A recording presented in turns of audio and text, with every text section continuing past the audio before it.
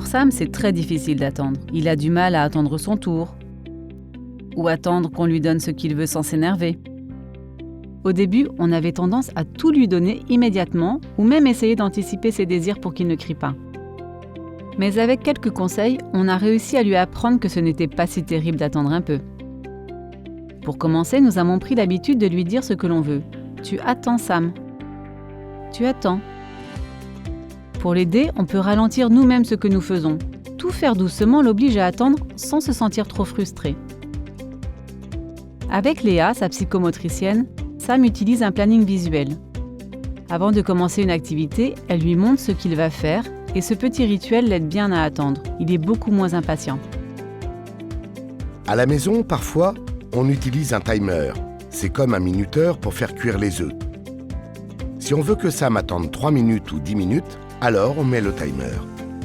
Il voit le temps qu'il lui reste à attendre. C'est visuel et c'est plus facile à comprendre pour lui. Quand le timer sonne, alors il peut avoir ce qu'il attendait. C'est très chouette, il ne s'énerve presque plus. À l'école, la maîtresse utilise un sablier. C'est très efficace aussi. En plus, le fait de regarder le sable couler dans le sablier semble apaisant pour notre petit bonhomme.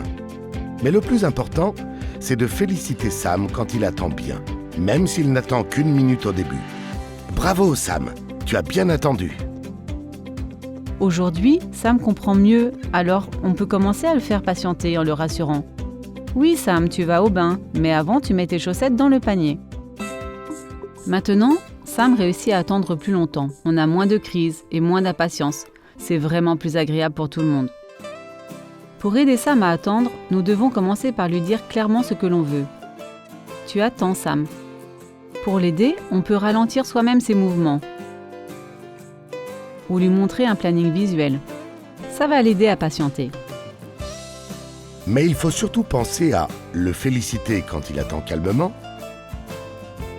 Et quand il comprend mieux, on peut commencer à différer ses demandes et le faire patienter. Enfin, des petits outils peuvent aider Sam à mieux comprendre le temps qui passe, comme utiliser un timer ou un sablier. C'est visuel et très efficace.